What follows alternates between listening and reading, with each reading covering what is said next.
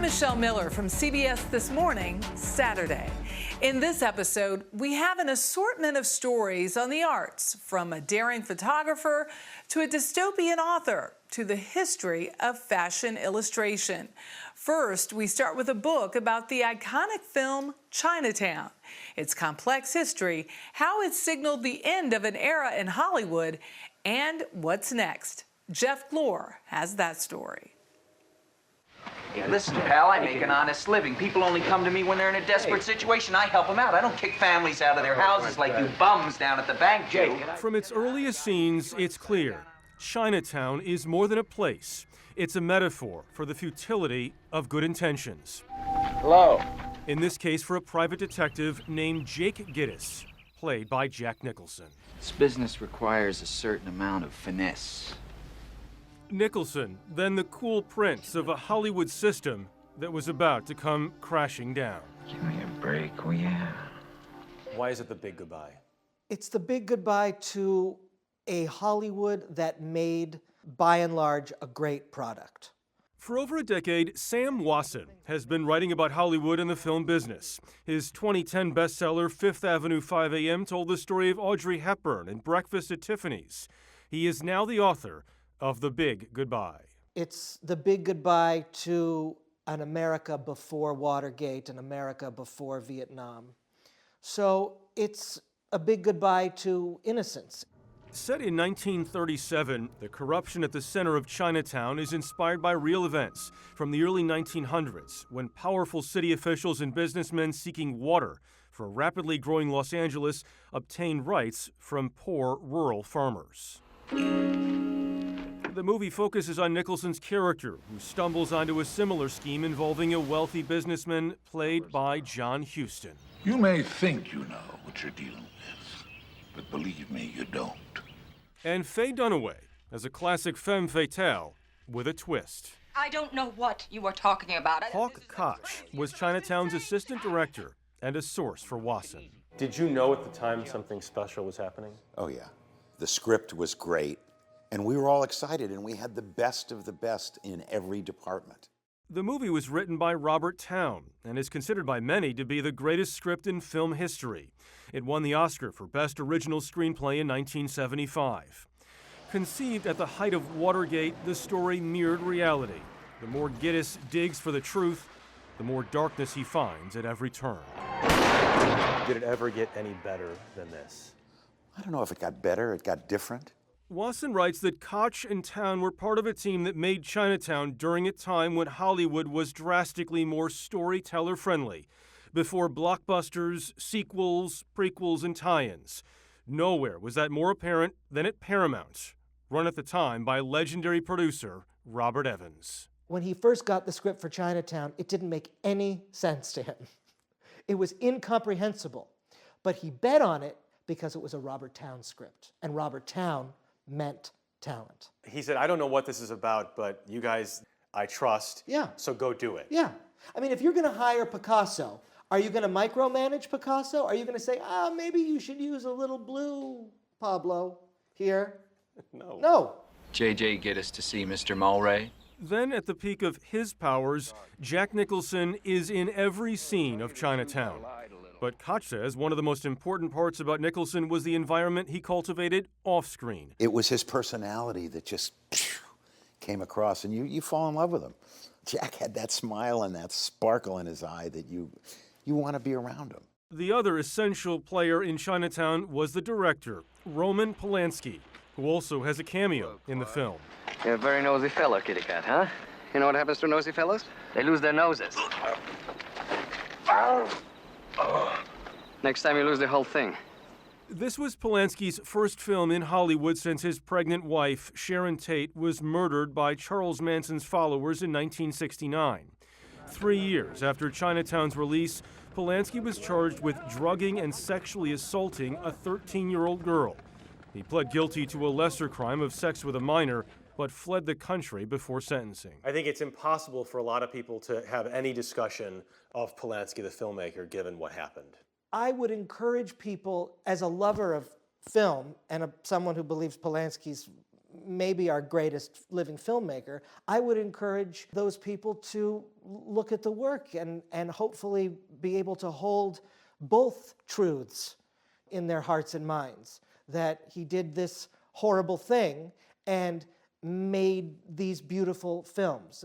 Reality includes both. In relatively short order after Chinatown came out, Polanski was out of the country, Bob Evans was out at Paramount, Robert Towne began battling drug issues that may have prevented him from ever writing the same way again, and a landmark Hollywood movie arrived. You're gonna need a bigger boat. Jaws, the original blockbuster. That's a 20-footer. 25. You see a lot of money that would normally be allocated for production, not going on the screen, but going into marketing campaigns. The actual artistic component becomes less and less and less important to the bottom line, and that's given way to the world that we have now.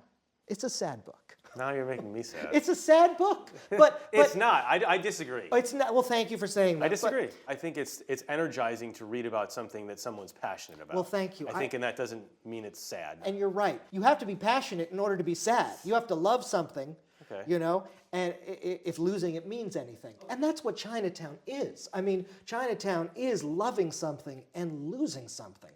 Wasson has a grim view of whether today's Hollywood can ever produce original movies like it did in the early 1970s. Hawk Koch is a little more hopeful. Evelyn, put that gun away. Let the police handle this. He owns the police! Could a movie like this be made today? Boy, I hope so. I would hope so. There are still people in our town that want to make really good stories. We're storytellers. I'm very proud to have been part of this film. Very proud. Forget it, Jake. It's Chinatown.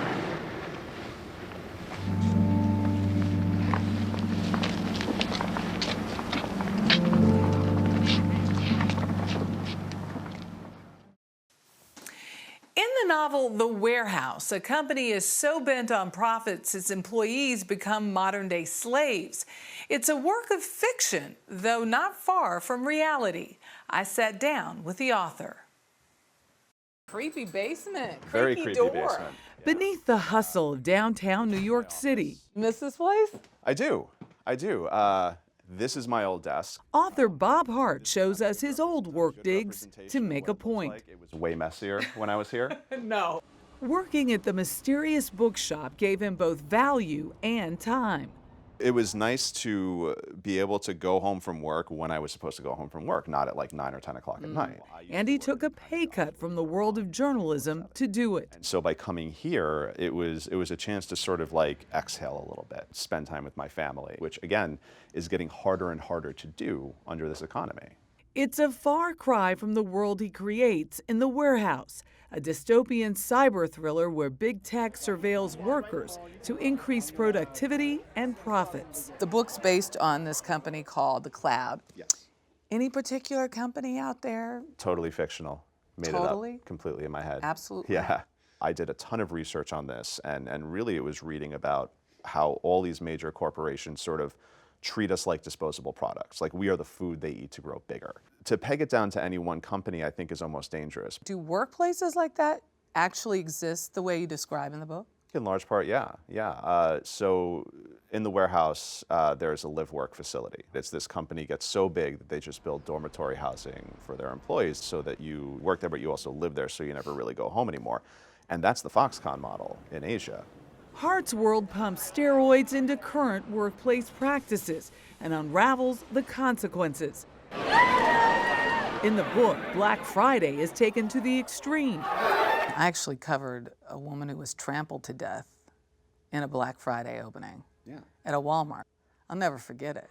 Imagining a world where deadly confrontations in stores during the holiday season stoke fear in shoppers. At the end of every Friday after Thanksgiving, you see the footage of people who are like practically knocking down doors so they can get $20 or $30 off on a TV. Even worse now, companies are making people go into work on Thanksgiving to start early, which is just really reprehensible. He also explores Big Brother run amok via our smartphone devices. You have an Apple Watch too? Yeah.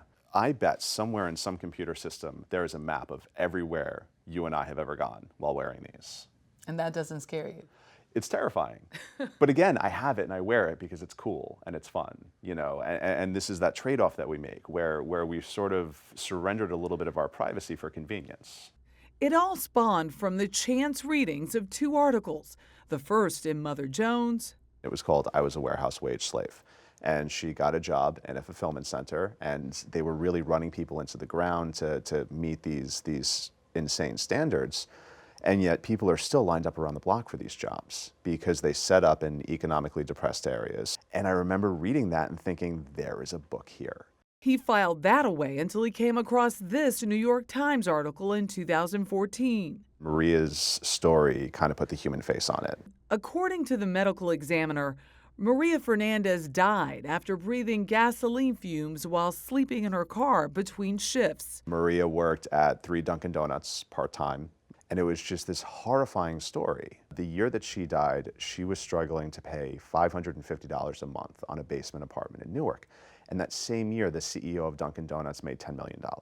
And at the end of the day, the cost of that compensation was Maria having to sleep in her car. It's the same toil for Hart's characters, Zinnia and Paxton, questioning their place in an alternate, brave new world. I feel like your book is going to force a lot of questions. I think that we need to start being a lot more proactive than we have been. You know, I've made compromises and I've made bad decisions. But I think that a really good first step is if we just start thinking a little bit. So you want people to have an aha moment. I could have written a bunch of articles, a bunch of nonfiction articles about this. The thing about fiction is that it's about empathy. You know, it's about sort of being in someone else's shoes and understanding someone else's life. It sits with you differently. It's a way for you to relate to someone else's story and sort of see those common and connecting threads. And so that's why it just felt like fiction was the right avenue for this. They combine artistic skill with the flair of fashion. Illustrators were once stars of what feels like a bygone era. CBS This Morning co-host Anthony Mason has the story with a personal touch. His late stepfather started in fashion illustration, working for magazines like Vogue and Town and Country in the 50s and 60s. Here's Anthony. Perfect. I love it. It's great. Bill Donovan started sketching as a boy and knew what he wanted the moment he saw Audrey Hepburn sweep into a ballroom in a Givenchy gown in the 1954 film Sabrina. To me, you know, she was a swan floating across the floor. And I wanted to draw that. I didn't want to take a picture. I didn't want to design it. I wanted to draw it. Donovan, now artist in residence at Christian Dior Beauty, has drawn for Vogue and Vanity Fair. How many pieces in the exhibition? 63 pieces. And he's co-curator of the exhibition Fashion Illustrators, the Visionaries, at the Society of Illustrators in New York. What do you see in these works? Oh, God, I see passion. I just see the love of line and color and shape and energy and flair. Putting all those pieces together to make work, to me, that is like visual poetry. The exhibit looks at a century of illustration, starting with early giants like Carl Erickson, who worked for Vogue for more than 40 years, beginning in 1916, and René Boucher, who sketched many CBS greats like Jack Benny and Edward R. Murrow, but was best known as a fashion illustrator. The greats all had a distinct style, like this Todd Draz drawing from the 1950s. I mean, look at the feathered hat. It's chaotic, it's energized. Yeah. It's one of my favorite drawings. Or Joe Eula, Halston's creative director, who dashed off this sketch of Martha Graham. The brilliance of it is the spontaneity, the energy.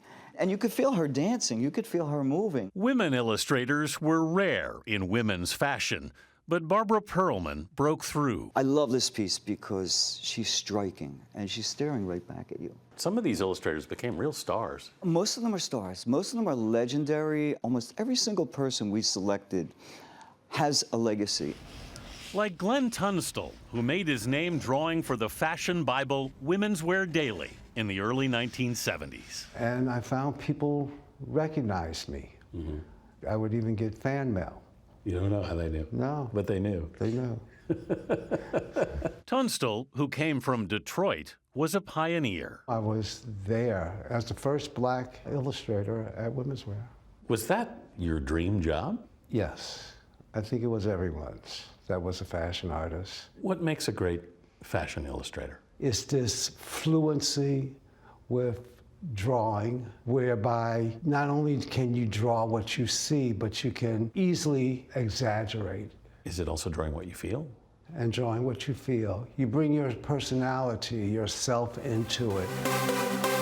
The commercial options for illustrators have dwindled, with photographers replacing them on the runway and magazines in decline. Is the magazine market pretty much gone? I don't want to answer that. Fashion illustrator Sarah Singh. It still exists because people want to do it, and I want to do it. Why do you want to do it?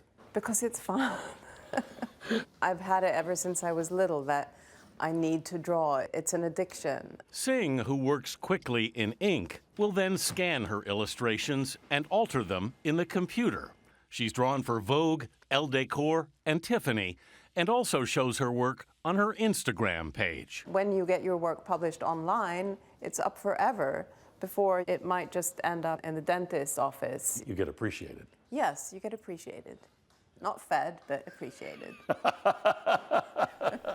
Singh says Bill Donovan is one of a new generation of illustrators keeping the craft alive. A lot of people don't take this seriously as art, but I bet you see it as art. I see it as art, and I've always seen it as art. It's a special form of art that doesn't exist anywhere else. And just sit back a little. My intent is to capture a moment. I can just draw your face.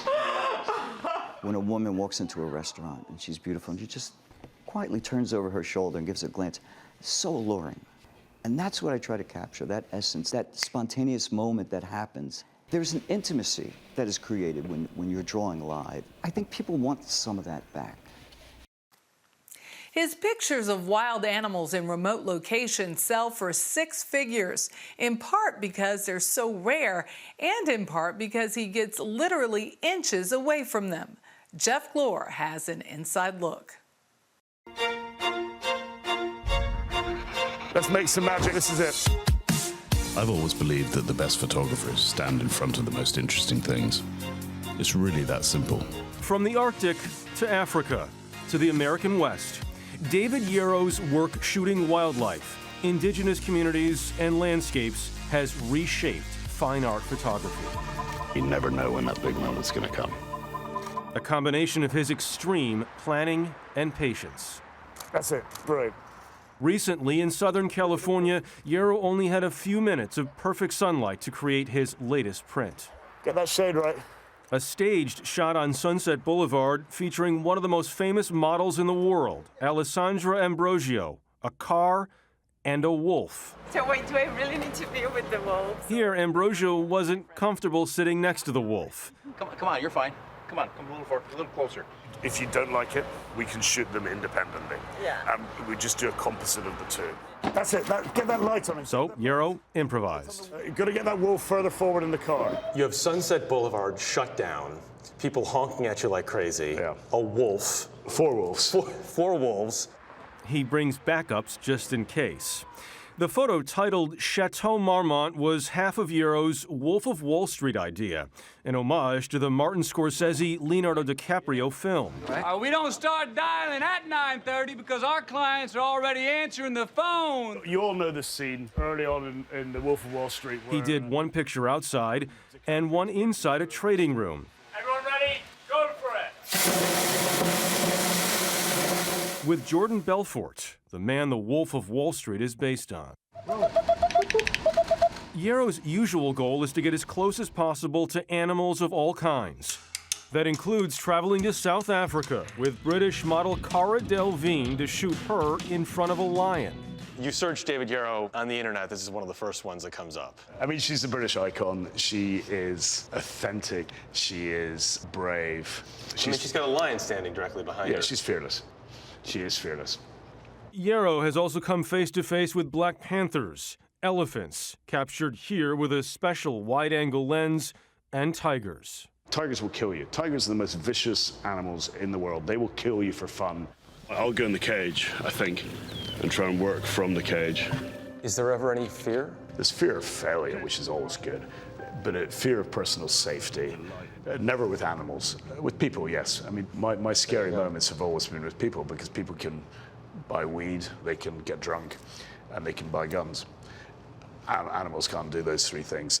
One of Yarrow's most famous photos is a kind of selfie with a polar bear, where if you look closely, you can see his silhouette in the bear's eyes. I heard somebody say once that most people survive attacks with black bears or grizzlies, but nobody's ever survived an attack from a polar bear. I think that's probably true. And yet you're right there in its face. Well, we do more than that, because they're very sweet-toothed. So you've always got to be you've got to be downwind from them. Never be upwind from a polar bear, because they won't smell you. But if you're downwind, and then you cover yourself in chocolate. But we always say, don't do it at home. David Yarrow first became interested in photography as a teenager, snapping pictures of sporting events in England. But following parental and economic pressure, he shifted to banking. Way back in 1988, photography was something that weird people did, like they would be train spotters, whereas banking is what normal people did. And now banking is what weird people do, and photography is what normal people do, and it's amazing how far we've come. Yarrow didn't get back to photography full-time until 2012. By that time, his marriage had painfully fallen apart. I wasn't fond of myself. My path to redemption was to pick up my cameras and go to the most remote parts of the world. That was the way, that was my antidote to my personal pain. Yarrow has cultivated an impressive list of celebrity fans by now.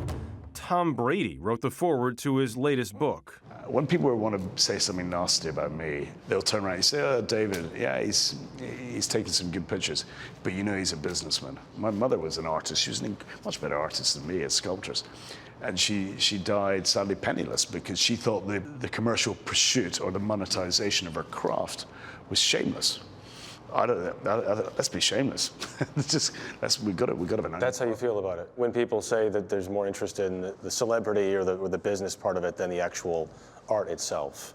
I think you have to have an end market. If people want to turn around and say, yeah, well, David, yeah, he knows American football players and British football players and supermodel, whatever, I work with them.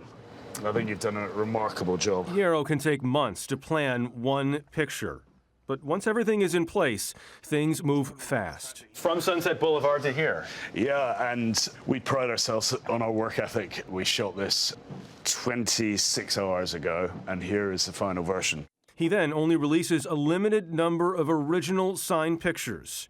Single prints can go for well over $100,000. Do you ever stop to think about that? That you're producing pictures that demand that amount of money? In 1985, I photographed Wimbledon. I'd go home, I would print up my pictures in the darkroom, and I would sell them on the streets the next day for 20 quid a picture. So when you go from selling pictures on the street for 20 quid to seeing one of your pictures go at Sotheby's, of course you think about the fact that your journey has worked and your hard work's paid off. Absolute carnage. Do I go to bed thinking about it? No, I just want to get better. So good. It's amazing. Look at your face. Like, it's perfect. You can find news and more stories like this on CBS This Morning, Saturday every weekend. And join us right here on CBSN for live coverage of news 24/7, available for free across all platforms. I'm Michelle Miller.